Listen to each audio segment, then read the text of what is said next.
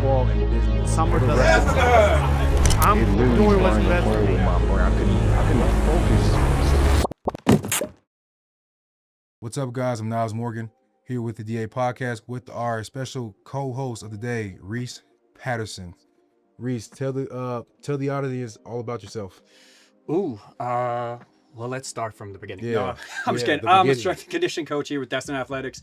I've been doing sport-specific training for around 5 years now. I don't really like the strength conditioning coach title. I like performance coach because I've talked to performance coach. Yeah, I've talked to a couple people about this, where it's especially like younger kids. You hear strength conditioning, you just think, I'm going to put you under big weight and we're just going to run hills all day until you puke. Right. So that's why I kind of moved towards performance coach, because I'm teaching you how to perform in your selective sport, right? Like everything we do in the weight room, everything we do on the field is to get you better for Absolutely. your season, whether it be between the whites, on the court, or whatever. That's the whole goal. Like, yeah, the off season's fun and it's phenomenal when you have a good group and a good trainer and stuff like that. But at the end of the day, we're trying to get you where you need to be on the court, field, whatever your sport is. Yeah. I've been doing it for around 5 years. I've trained everybody from CFL athletes to 6-year-olds.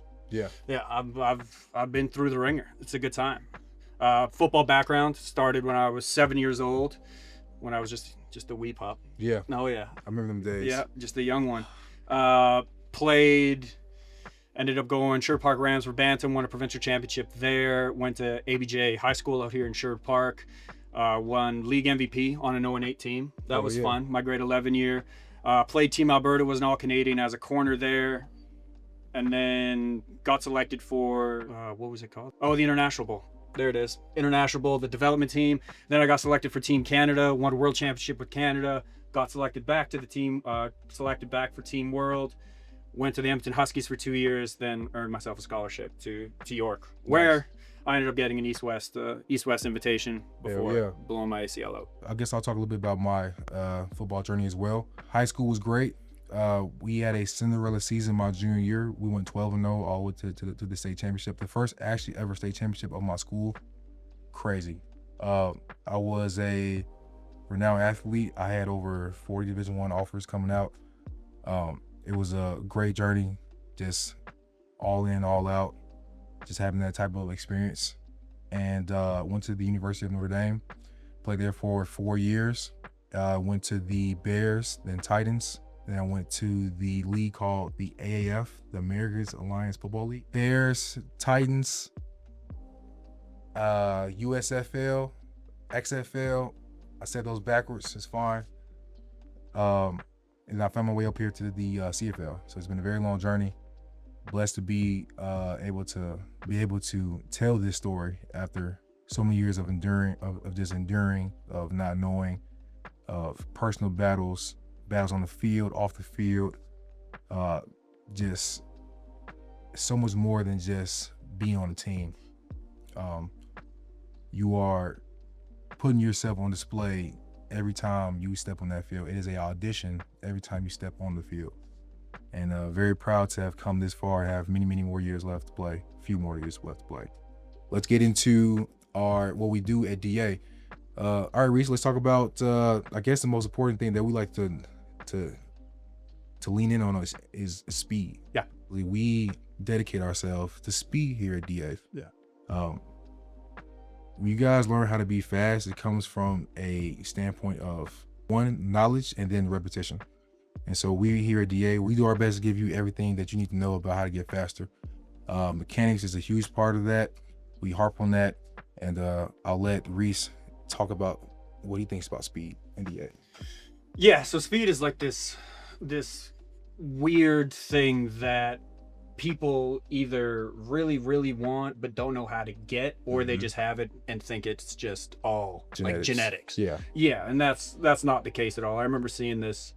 I think it was just a reel, and it was a side by side of the same athlete going out of, I think it was just a split stance start, and one he overstepped out of his cylinder, vertical shin angle, and the next one punched back under the hips, horizontal shin angle, and he projected horizontally.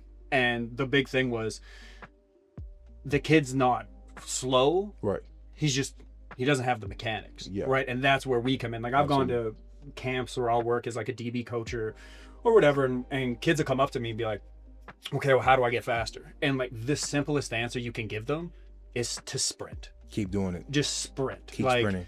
I don't think people understand how physically demanding sprinting is on the body. It's the hardest thing the body can go through. The amount of force you're putting in the ground and the amount of time, like it's under like 0.08 of a second. The newtons that are involved, it's ridiculous. But when I tell them that, mechanically that's not helping them, because they can go out and run, but if they're overstriding or if they're not tall in their sprint, like it's very, very weird. So like you said, when we get into it, we're down to the nitty gritty. Like we need this shin angle to propel horizontally if we're accelerating, and then if we get into top speed, we need to be long and be shoulders over our hips. We can't be in an anterior tilt running into a bucket, because then we can't get our stride and all that stuff. And then we get into, like, if you go mechanically, B skips. When you tell kids, okay, B skip, there's this long heel kick out, and usually that ends up striking in front of their hips. And then when that ends up happening, cool, now we're looking at shin splints, pulled hamstrings. So it's like, it's not just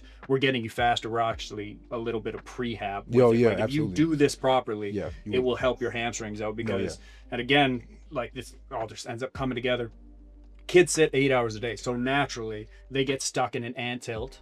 So that ends up pulling your hamstring. So now they're already in a lengthened state. So they're like, oh, my hamstrings are tight. It's like, okay, cool. So now they start stretching. That's not the problem. No. It's at the pelvis. Yes. Right? So we can start helping the pelvis. Now we can start moving along the line. But absolutely, again, if you just go back and say, yeah, you sprint, it's like, that is right. But at the same time, you do need, like, the simple thing to say is just videotape yourself. If I can't be with you, videotape yourself, send that to me, I'll give you cues, and this is how we go back and forth. It's way easier. We can get hands-on and time kids and that kind of stuff, because as soon as you add a competition aspect, like, kids, boom, now adrenaline starts flowing and they're running times they didn't really expect. But that's when you get a good cohesive group that understand kind of the mission, that don't mess around and aren't just out there for fun. Like, they're there for business. But yeah, that's the long-winded answer. Mechanics, how fast can you shoot signals from your brain to your feet, and how fast can you tap into your CNS, how, like, all that kind of things. It's not just, well, he's genetically gifted. It goes way farther and deeper into that, and that's where I think a lot of players don't really understand, because all they see is reels. Like, that's the world we live in. It's just reels. Like, hey, if you want to do this, get faster, do this, and then all of a sudden they start doing it. Training for I don't know how long. 100%. You just watch the reel. 100%. And then on the flip side of that, okay, there's the running aspect, which is mechanics, CNS, code rate, all that stuff. But then it's, okay, what are you doing in the weight room to now supplement that? Because at the end of the day, the speed's going to kill. And as football players, we need to be strong, but we also need to be powerful. Absolutely. And always the example I use is, okay, if I can get under a bar and I can move that bar, whatever weight, for 5 seconds, cool, you're strong.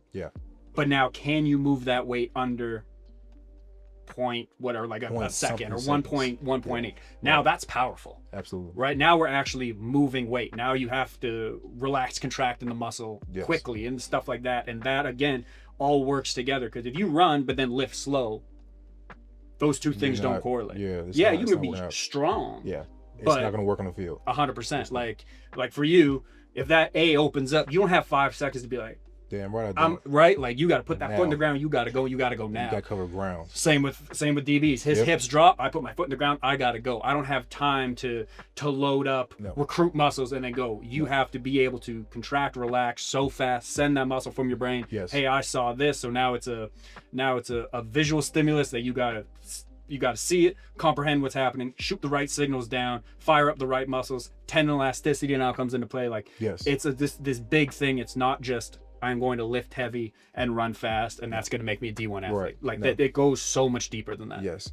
I love everything you just said, especially talking about just the CNS and then just the mind-body connection.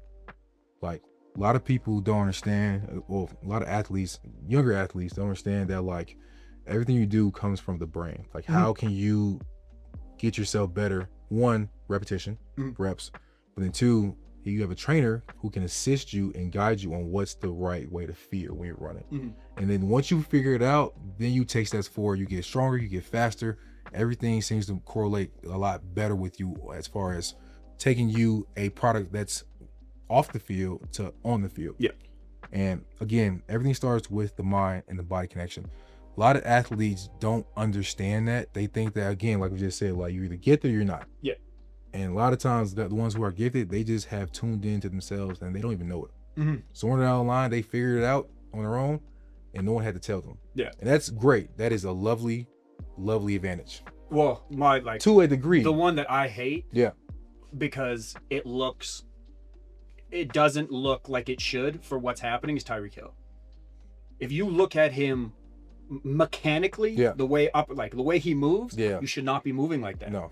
But he gets it done. And some people have just been touched by the man up above. Yeah. That happens. But if you're not 0.0000.1% of that population, right, you need to get on it, and you need to get on it now. And that's the thing too, like how we talking about with social media and how people can put together TikToks and Reels and just kind of show you how they got it done. Yeah. But there needs to be a step-by-step system of how to get faster. Like there's not just one drill that you can do to where you get faster. That doesn't happen like that. You have to have a system in place that gives you what you need to grow your knowledge base of how to put your foot in the ground, triple extension, arm motion, flexion, tendon flexion. There's so many things to it, and when you know these things, when you rep these things, now you know you know where you'll be and where you are. And then when you have a drop off, you can even tell yourself, like for example, like when I came off a broken leg, I had to make sure that I got back to peak form, and I would look for people to evaluate me. I'd be like, hey, how's this looking? Or how's this feel? Because I know that I don't feel how I used to feel. I'm at a clear knowing that this is different. Now, to get myself back to playing, to be the efficient athlete, you need to have a system in place or someone in place to see you run. And we're just talking about running. We're not talking about lifting. We're not talking about position work yet. Just running. Yeah. You can get that part fixed or get that part to be subpar. You are putting yourself in the right direction. And then from there, once we get done with the speed portion of things, or you understand how to move mechanically, we can further your weight room progress as well too. Because even in the weight room, you have to mechanically move correctly. You cannot sit there and bench or squat the wrong way for months at a time and then go out on a football field and think you're going to perform. There's always a balance between strength and speed. And you never want to be so strong that you lose speed. Especially in nowadays game. Maybe back in the day, maybe in the 60s, maybe. Even then, you still got to be fast. Thanks so much, guys, for joining us on our podcast episode today. And we'll see you guys next time.